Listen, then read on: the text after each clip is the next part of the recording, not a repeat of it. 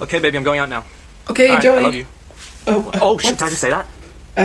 Sorry, I didn't mean that. No, I mean, I did mean it, but it's just... Baby, it just relax, it's okay. I'm sorry. I love you too. What? Really? Yes, really. Okay, that's good. Alright, we'll have to go catch my bus, but... I love you, bye. Enjoy.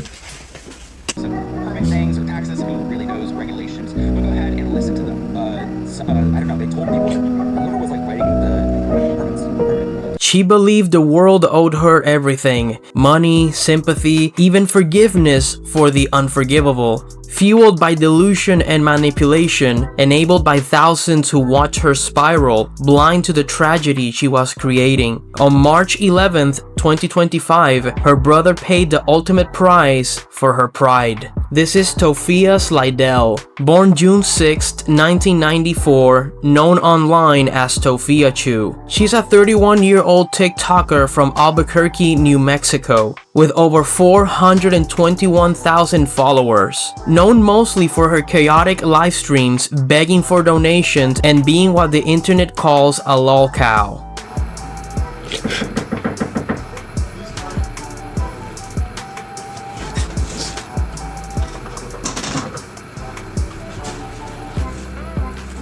Someone who's mocked and documented for entertainment, as we all know. Completely oblivious to the fact that people are laughing at her, not with her. But this isn't just another internet drama story. This is a story about how one person's refusal to accept help led directly to her brother's murder. Tophia identifies as Black and Hispanic and has a diagnosed learning disability. She's been homeless since childhood, growing up in shelters with her family, her mother Marie, her father Donald Sir, and her brother Donald Jr. The only job she ever held was at Dunkin' Donuts, and she was fired for hygiene issues. Customers complained about her smell, and her hair was allegedly found in donuts. The day I got fired, she had said I had hygiene issues. One of my forehead issues now, I don't know.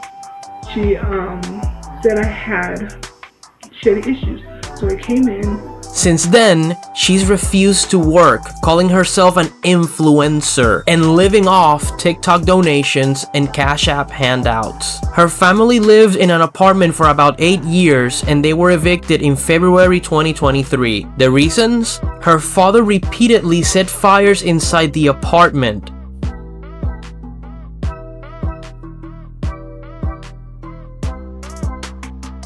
That's him. That's him. And Satan has taken over. The place reeked of urine and feces from their dog Hershey, and there was a severe roach infestation. Email addresses, what the fuck is wrong with you? Looks like you heard my email. You don't have to question my Ozark.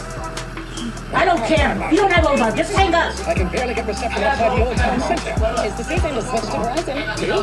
I'm sorry, guys, I had to get out Get a for Verizon it. unlimited plan for just $30 a line. Wow, that's right, $30 a line. It's our best price ever. Get the network you deserve and the savings you No, I want. don't go to Topia, guys, I'm sorry. Okay.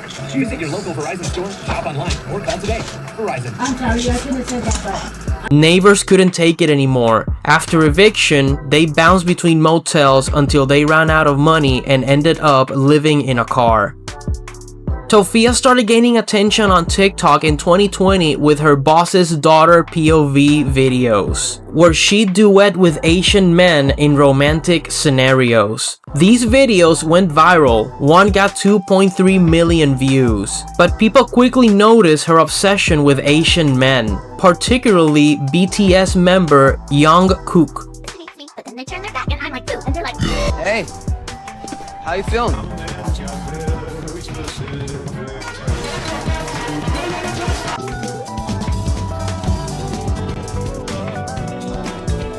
It wasn't appreciation, it was fetishization. The K-pop community mobilized against her. Then came January 24th, 2023, the incident that made her famous. During a TikTok livestream, Tophia was caught watching corn. Not just any corn, searches for teen Asian gay content. A group known as Aunt Karen recorded the whole thing and exposed her. The video went viral with 600,000 views.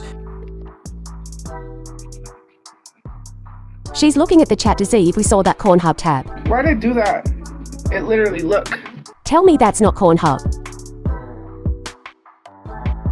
2 days later, Tophia cried on livestream, but community members noted there were no actual tears. 30 minutes after that breakdown, she made a shocking allegation against her father, a claim many believed was a deflection tactic that was never proven. Tophia's behavior got darker. Multiple videos show her physically hitting her dog Hershey, throwing objects at her, and screaming constantly. The dog showed clear signs of fear, cowering, avoiding Tophia. Classic abuse behavior.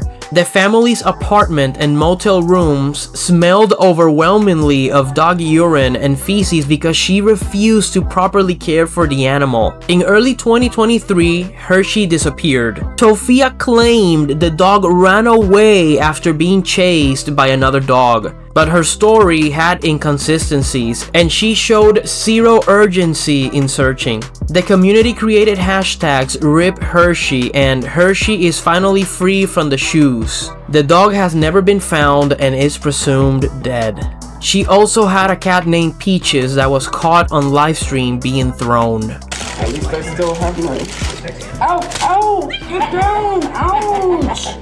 He got us. You know what? That's it. He's holding the bacon.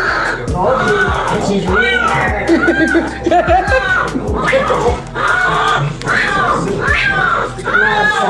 She's holding the bacon with 2 hands. She just robbed my bacon. And now Hershey's growling for the bacon. My breakfast. It's okay, guys. The hygiene issues went beyond bad. They were documented, shocking, and frequent. A motel worker named Squid confirmed Tophia smelled horribly and shared photos of her room. The mattresses were so soaked with urine they had to be thrown out. The first time that had ever happened at that motel. But it gets worse. During live streams, Tophia was caught on camera scratching her private part and then smelling it. Jesus Christ. She never paused the stream. In another incident, she urinated during a live stream without stopping the camera. The most infamous moment? She had an apparent bowel accident on live stream and dealt with the cleanup while still broadcasting. She never once paused. The internet never forgets. Probably shouldn't be posting this, but there is a TikToker on here whose name I'm not going to say just in case, who is known for going live, and she's been living out of a motel that I just so happened to work at, and we had to kick them out today and DNR them because they couldn't pay their bill, and I quote, because TikTok didn't pay me.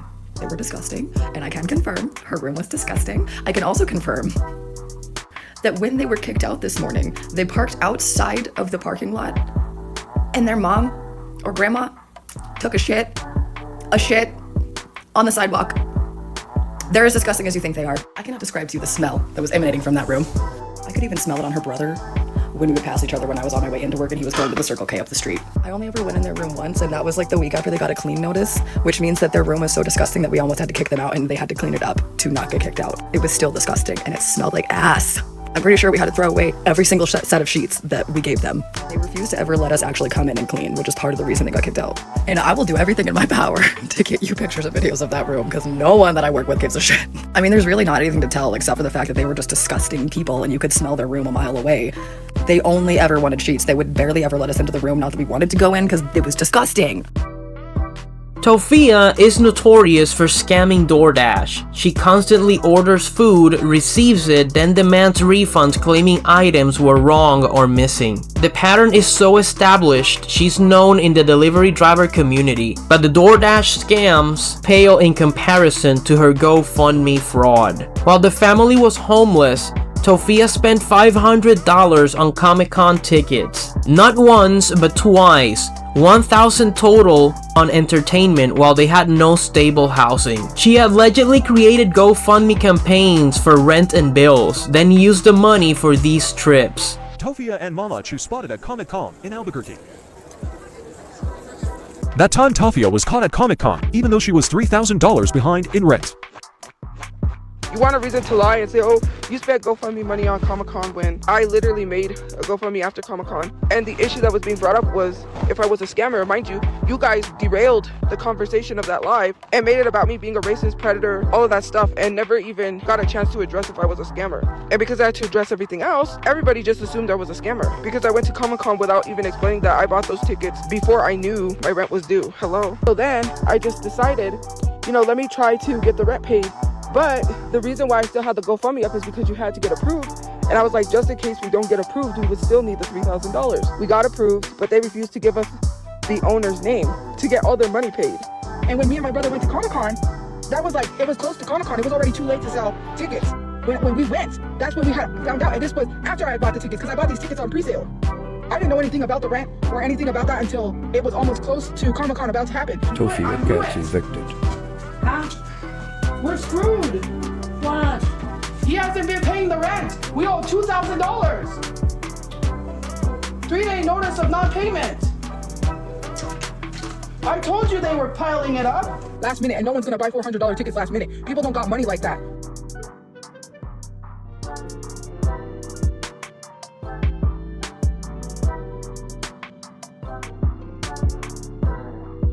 The community was outraged, but nothing compared to what came next. Tophia's father, Donald Sir, known online as Tophiachu, has severe bipolar disorder and delusions. He believes he owns a bank called Ozark International Bank of America and that the government owes him $909 zillion.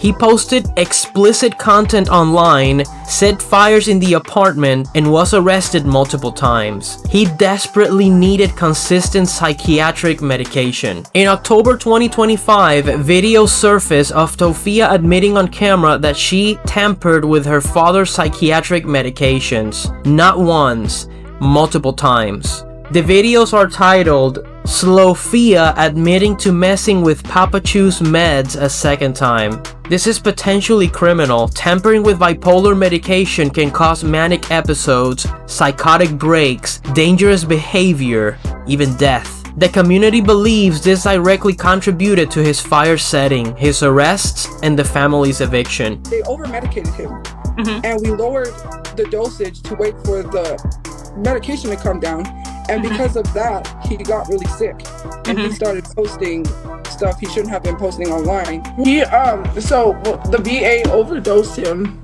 and we had to lower his medication because they overdosed him. And because of that, it was their fault because they gave him too much medication. We didn't want him over-medicated. And because of that, he got to this point where he was really sick. In late 2024, Tophia's uncle offered the family housing. Her brother Donald Jr. wanted to accept. Her mother wanted to accept, but Tophia convinced them to refuse. She allegedly didn't want supervision of her behavior and preferred living in the car to admitting she needed help. So she stayed homeless, sleeping in their vehicle in Albuquerque. The family was sleeping in their car at Montgomery Park. A man named Peter Garcia had crashed his vehicle and was looking for another one. He approached their car, opened fire, and carjacked them. Donald Jr., 27 years old, was shot and killed in the driver's seat. Marie, Tophia's mother, was shot in the head and neck from the back seat but survived. Tophia escaped and ran for help. A security guard intervened and fatally shot Garcia. Donald Jr.'s murder was preventable. If they had accepted the housing, they would have been sleeping in a secure residence, not vulnerable in a parking lot. The community's assessment is clear. Tophia's pride and manipulation led directly to her brother's death. Shortly after her brother's murder, Tophia created a GoFundMe with a goal of $500,000. The stated purpose: cover funeral costs and secure stable housing. But months passed, and according to the community, her brother's body allegedly remained at the morgue. No funeral was arranged. Instead of planning a funeral, Tophia was spotted in October 2025 spending $34 at Spirit Halloween. She continued ordering DoorDash. She made thirst trap videos on TikTok. She created makeup tutorials and cooking content. The donations allegedly disappeared into non-essentials while her brother's remains went unaddressed. Some donors reportedly requested refunds after seeing her spending. The GoFundMe amount allegedly went from $125 to $110. She was losing money because people were getting refunds. The story gets more complicated. Donald Jr., nicknamed Tophiachu by the community, wasn't innocent. Allegedly, he hired a hitman for $200 to shoot up his ex-girlfriend Angie's home. The gunman used a .45 pistol and shot up her property, her grandfather's truck, and the surrounding neighborhood. No one was physically hurt, but it was a terroristic attack. He also dated a minor in early 2025 and physically abused Angie during their relationship, grabbing her by the shirt and pulling her to the ground.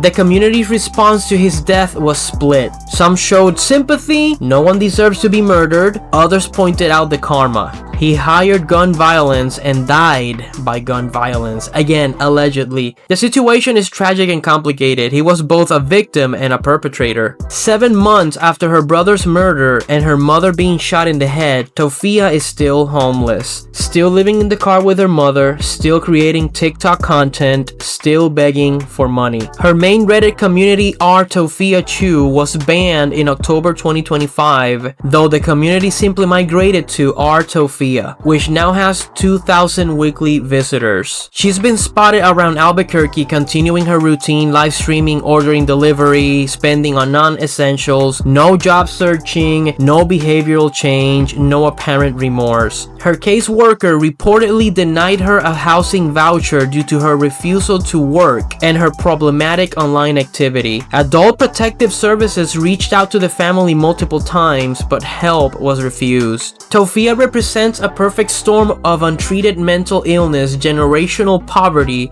social media exploitation, and community harassment disguised as accountability. Her father needs to be institutionalized. She likely has an intellectual disability beyond her diagnosed learning disability. Her mother has survived gunshot wounds to the head and lost her son, yet remains trapped in a car with her daughter. The community has documented everything. 78 plus pages on kiwi farms, thousands of Reddit posts, comprehensive wikis, hundreds of YouTube videos. They've created an archive of one's family complete collapse. After her brother's murder, Tophia posted on Instagram asking followers to tag celebrities and large creators to help boost her GoFundMe. She's still using her brother's death for content, still refusing to get a job, still convinced she's an influencer. The question isn't if Tophia will face consequences, it's when and how severe they will be. With video evidence of medication tampering, potential GoFundMe fraud charges, and a pattern of behavior that's only escalating, the fall isn't over. It's still happening, and thousands are watching. What are your thoughts on Tophiachu? Let me know in the comments. Leave a like and subscribe if you want more coverage when this story inevitably continues. See you next time.